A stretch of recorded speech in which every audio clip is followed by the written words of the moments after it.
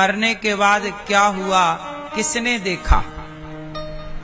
भाई जब देखा ही नहीं तो हम माने क्यों, ये प्रश्न खड़ा होता है। तो सवाल फिर आपसे क्रॉस क्वेश्चन ये है कि आप कहते हो कि मरने के बाद किसी ने कुछ देखा ही नहीं, क्या होता है, हम कैसे विश्वास करें। तो सुनो, जरूरी नहीं है कि जो आपने नहीं देखा वो ना हो। बताओ, आपने अमेरिका को देखा है, लंदन को देखा है, चाइना को देखा है, भूटान को देखा है, जर्मनी को देखा है, पेरिस को देखा है, इटली को देखा है, कनाडा को देखा है? नहीं भाई, नहीं देखा इसका मतलब ये तो नहीं है कि ये देश नहीं है। बहुत सारे देश हैं, पर हमने बहुत सारे देश देखे ही नहीं। क्यों नहीं देखा हमने, इससे ये सिद्ध नहीं होता कि ये नहीं है। अमेरिका है, हमने नहीं देखा। चाइना है, हमने नहीं देखा। क्यों? उसी तरह मृत्यु के बाद भी कुछ है, अभी नहीं देखा पर देखोगे। मुंह फेर लेने से सत्यता ढक नहीं जाती। एक शुतुरमुर्ग नाम का पक्षी होता है, क्या नाम है उसका, जोर से, शुतुरमुर्ग। वो पक्षी क्या होता है, जब उसके सामने कोई खतरा आता है ना तो वो अपनी आंखें बंद कर लेता है, सिर को जमीन पर गाड़ लेता है, और जब उसकी आंखें बंद हो जाती हैं तो उसे लगता है कि खतरा टल गया। सामने बिल्ली खड़ी है, उसने देखा बिल्ली आ गई तो उसने आंखें बंद कर ली। उसको लगा मुझे तो दिख नहीं रहा है, मतलब बिल्ली गई। तो तुम्हारी आंख बंद कर लेने से क्या खतरा टल जाएगा? आंखें तुमने बंद की है, बिल्ली ने आंखें बंद नहीं की। शुतुरमुर्ग, तुम्हारे शिकारी ने आंखें बंद नहीं की। उसी तरह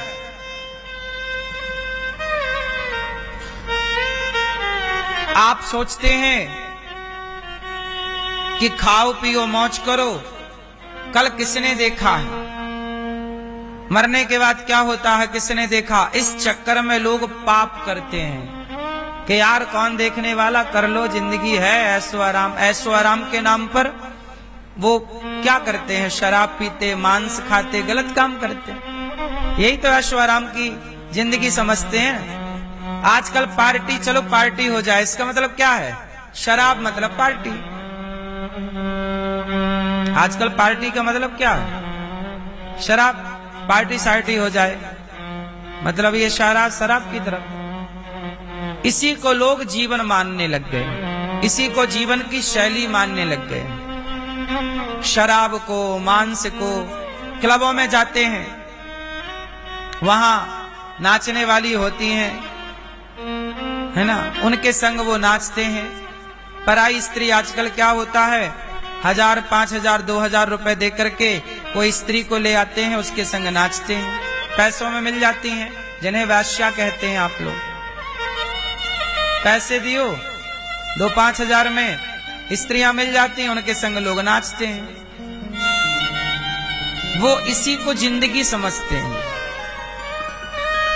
वो इसी को क्या मानते हैं, खाओ पियो मौज करो। वो इसे लग्जरी लाइफ मानते हैं, यार हम लग्जरी जिंदगी जी रहे हैं। क्यों? यही ना जीवन की शौक है। इससे ज्यादा क्या सोचते हैं आज के लोग। लेकिन आप इतना कर रहे हैं, पराई औरत के चक्कर में शराब, नशा, गलत चीजें, बेईमानी, छल, कपट, लूटना, ठगना, ठीक है करो, पर ये याद रखो कि ये सब कुछ ईश्वर की डायरी में नोट हो रहा है और ये सबका खामियाजा भुगतना पड़ता है। ये याद रखिएगा, क्योंकि आपकी आंखें बंद कर लेने से खतरा टलता नहीं है। इसलिए समझदार लोग गलत रास्ते में कभी नहीं जाते, क्योंकि जीवन के दो सिद्धांत हैं। पहला सिद्धांत ये कि आपका प्रारंभिक जीवन कठिनाइयों से भरा होगा। देखो, दो तरह के लोग हैं संसार में और दो तरह के रास्ते हैं जीवन में। एक रास्ता वो है जो प्रारंभिक मतलब पहले रास्ता कठिन है, लेकिन बाद में जाके रास्ता आसान हो जाता है। पहले जीवन में कठिनाइयां हैं, पर आगे जाके पहले कठिनाइयां, आगे जाके आनंद, सुख। और एक दूसरे लोगों का जीवन है कि पहले तो हरा हरा, पहले तो आनंद, सुख, लेकिन बाद में जाके कठिनाइयां हैं। आप लोग बताओ, आपके जीवन में कठिनाइयां तो आएंगी, बस ये बताओ कि आप पहले कठिनाइयों को देखना चाहते हैं, आखिरी सुखमय देखना चाहते हैं, या पहले सुख देखना चाहते हैं, आखिरी कठिनाई देखना चाहते हैं? पहले क्या पसंद करोगे? बोलो, क्या पहले? कठिनाइयां। जिसके जीवन में पहले कठिनाइयां आ जाती हैं, उसका आखिरी का जीवन सुख से गुजरता है, और जिसके जीवन में पहले खुशियां आ जाती हैं, उसका आखिरी। आजकल क्या हुआ, पहले के लड़के लड़कियां अपना जवानी, बचपन बड़ा कठिनाई से गुजारते थे, नहीं, बड़ा स्ट्रगल होता था पहले, तो फिर उनका बाद का टाइम सुख में गुजरता था। आजकल के लड़का लड़कियों का क्या है कि प्रारंभिक जीवन बड़ा हरा भरा है, खुशनुमा है, आनंद से भरा है। अब ये बाद में जाके, अब देखो ना, समुद्र मंथन हुआ तो पहले क्या निकला? पहले विष। प्रकृति का सिद्धांत है, याद रखिएगा, ये मेरी थ्योरी नहीं है, ये प्रकृति की थ्योरी बोल रहा हूं। प्रकृति का सिद्धांत है कि पहले विष निकलेगा, बाद में क्या निकलेगा? लगे रहो कार्य में तो आखिरी में अमृत भी आएगा, पर पहले विष। राम को पहले वनवास हुआ, बाद में सिंहासन मिला। राम का प्रारंभिक जीवन कठिनाई से भरा था। भगवान कृष्ण का प्रारंभिक जीवन, जन्म हुआ जेल में, 6 दिन के हुए पूतना आ गई, बकासुराया, अघासुराया, कितना कष्ट हुआ। वृंदावन छोड़ के जाना पड़ा, मथुरा छोड़ के द्वारिका। ये प्रारंभिक में भगवान ने बड़ा परिश्रम किया। फिर आखिरी राजा बन के द्वारिका के जीवन गुजरा। प्रारंभिक जीवन सबका कठिनाइयों से भरा था। भगवान राम का, भगवान कृष्ण का, बुद्ध का प्रारंभिक जीवन देख लो। आखिरी का जीवन देखो। इसलिए समुद्र मंथन हुआ तो पहले विष, आखिरी में अमृत। पांडवों का देख लो जीवन। पांडवों को पहले वनवास मिला 12 साल का, पहले अज्ञातवास मिला 1 साल का, फिर क्या मिला? राज सत्ता, महाभारत का विजय, महाभारत की जीत हुई और पांडव सत्ता पर आए और राजा बन के जिए।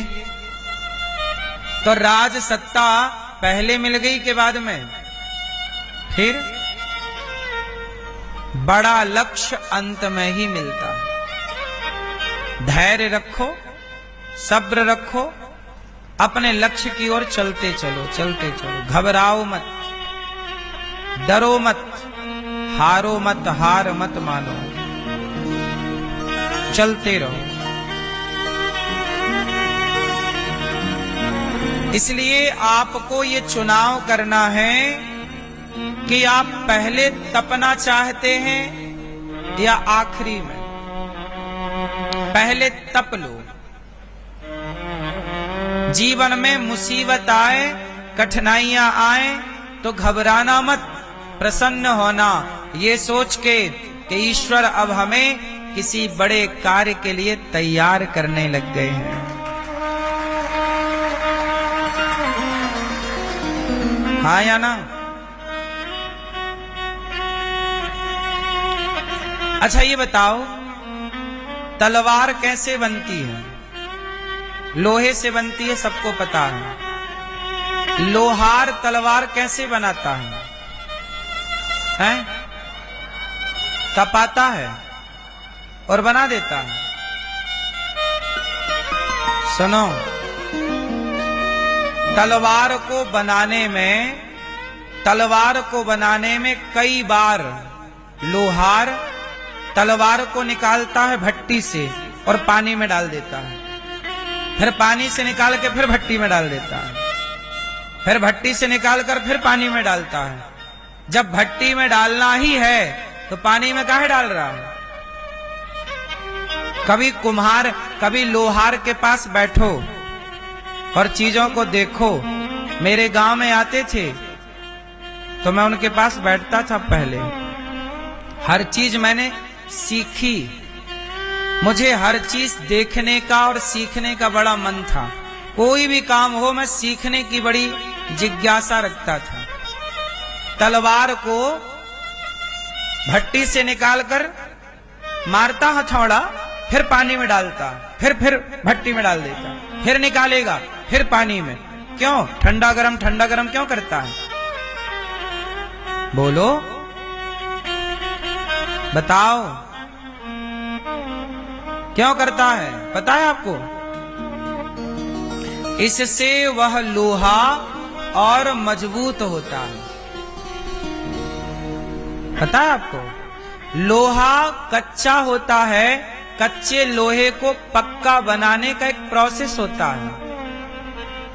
ट्रेन की जो पटरी होती है, ट्रैक, वो भी तो लोहे का होता है, पर सैकड़ों साल तक उसमें जंग नहीं लगता। और आपके घर का सरिया होता है, 1 साल में जंग खा जाता है।